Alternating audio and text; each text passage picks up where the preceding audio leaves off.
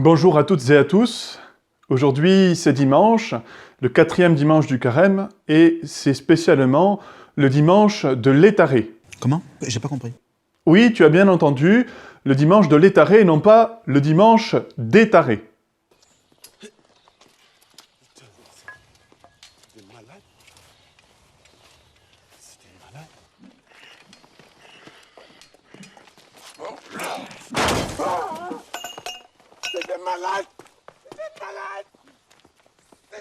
Le dimanche de l'Étaré, l'Étaré ça vient du latin joie. Ce dimanche, c'est le dimanche de la joie dans ce temps de pénitence qu'est le Carême. Et le dimanche de l'Étaré, le truc spécial qui se passe, c'est que le prêtre à la messe, il porte une couleur qu'on ne voit que 2 fois dans l'année, qui est le rose.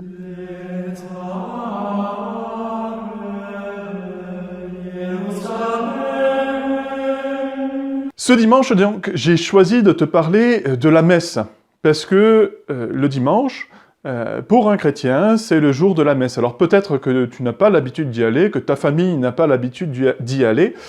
Pour autant, il me semble important d'en parler. Qu'est-ce que c'est la messe? Pour toi, tu as l'impression que c'est un truc barbant, que c'est pénible, tu ne comprends rien. En plus, on est debout, à genoux, assis, debout, à genoux, assis, enfin bref, c'est un peu du chinois. En toute franchise, hein, qu'est-ce que vous en avez pensé? Je croyais qu'il y aurait plus de monde, moi. Ouais, mais il faut le temps que le truc prenne, et bon, tout le monde parle pas le latin. Oui, d'ailleurs, je me suis demandé si c'était pas une difficulté, ça, au bout d'un moment. Oui, non, ici, parce que, bon, nous, on parle latin. Alors bon, c'est pas qu'on s'est fait chier, mais c'est vrai qu'il faut s'accrocher, déjà. Même si le prêtre, aujourd'hui, il parle français alors qu'avant, il parlait latin, on comprend ce qu'il dit, pour autant, on comprend pas plus ce qu'il fait. C'est pas le problème de comprendre, il y a tout le côté rituel. Ah non, mais c'est sûr qu'il y a de l'ambiance, ça, c'est pas le problème. Mais vous êtes obligé de tout faire en latin? Vous pouvez pas faire moitié-moitié?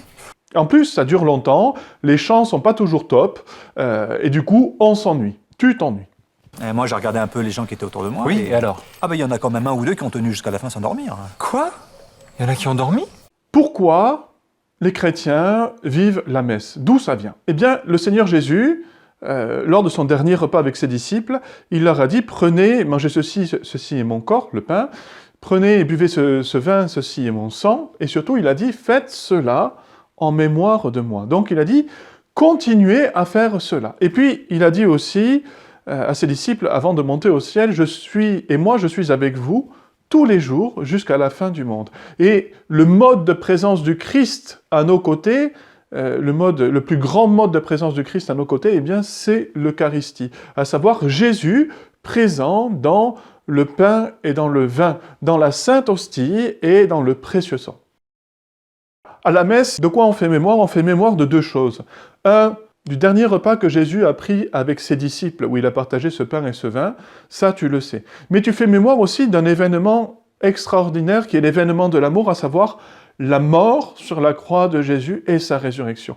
À la messe, c'est ces 2 moments qui ne forment qu'un seul. Et à chaque messe, il ne recommence pas, mais c'est comme si nous étions transportés il y a 2000 ans au pied de la croix, dans la salle du Cénacle, où Jésus est en train de se réaliser ce dernier repas avec ses disciples.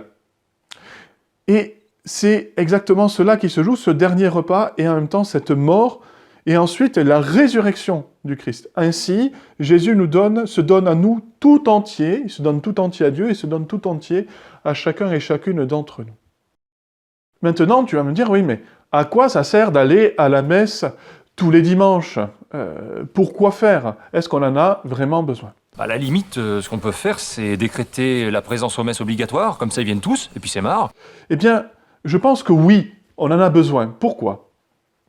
Parce que, tout simplement, recevoir l'Eucharistie, c'est à la fois recevoir Jésus dans son cœur, c'est aussi communier au même Christ, nous tous qui sommes rassemblés.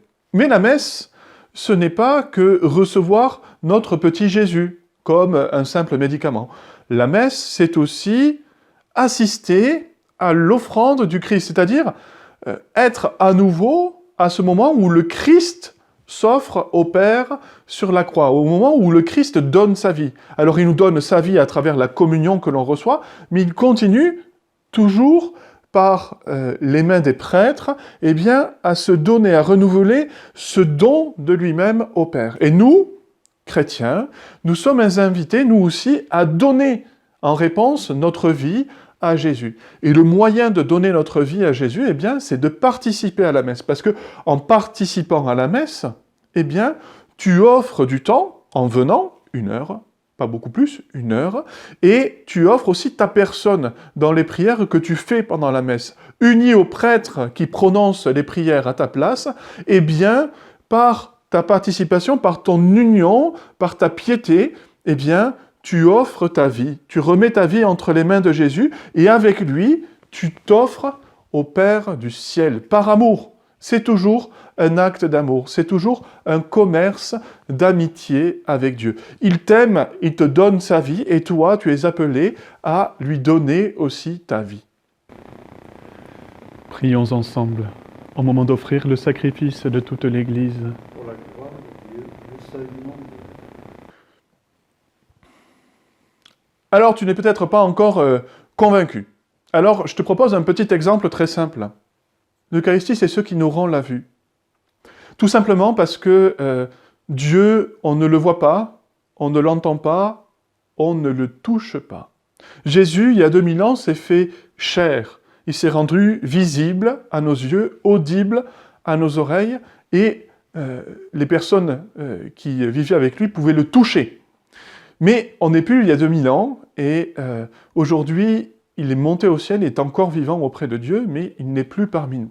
Et donc, le seul moyen de pouvoir voir, de pouvoir sentir, de pouvoir recevoir, de pouvoir toucher en quelque sorte Jésus, eh bien, c'est l'Eucharistie. Et le problème, c'est que si on ne reçoit pas, si on ne participe pas, si on ne va pas adorer l'Eucharistie, si on ne va pas à la messe, eh bien, on est comme aveugle.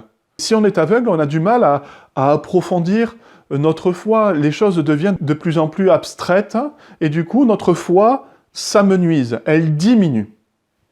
Alors, l'Eucharistie nous rend la vue, parce que lorsqu'on nous présente l'Eucharistie, on voit. Et par la foi, par les yeux de la foi, les yeux de notre cœur, on peut se dire, oui, je vois Jésus. En recevant l'Eucharistie, dans ma bouche, je touche Jésus et je reçois Jésus dans mon cœur comme s'il était au plus proche de moi. Donc voilà, n'aie pas peur, même si c'est difficile, même si tu ne comprends pas tout, c'est important de temps en temps et de même régulièrement de participer à la messe pour nourrir ta foi, pour nourrir ta relation à Jésus. Et enfin, pour terminer, la messe, c'est aussi un lieu de prière particulier où vraiment on offre toutes nos préoccupations, où on offre toutes nos intentions et toutes nos préoccupations. C'est-à-dire que le prêtre, lorsqu'il prie à l'autel, il prie pas pour lui-même, il prie pour toutes les personnes qui sont ici rassemblées, mais aussi pour leurs intentions, c'est-à-dire pour ce qu'ils vivent concrètement, à savoir leur travail. Lorsque le prêtre présente le pain et le vin, il offre le travail et la vie de tous les hommes et de toutes les femmes qui sont rassemblés. Ensuite, de toutes les intentions, de toutes les demandes que l'on peut formuler à Dieu. Ça, c'est explicite et spécialement dans la prière universelle. Mais tu peux aussi exprimer intérieurement, secrètement, tout ce que tu veux demander au Seigneur. Et cela, tu peux le faire pendant que le prêtre est en train de réciter cette grande prière où il consacre le pain et le vin et ensuite il prie pour l'ensemble de l'Église, pour les chrétiens rassemblés, pour ceux qui n'ont pas pu venir, pour les malades et pour ceux qui sont sur le chemin du ciel. Donc, moi, ce que je te propose, je célèbre la messe pour toi depuis une semaine tout seul et pour les semaines qui suivent, je te propose de me confier tes intentions.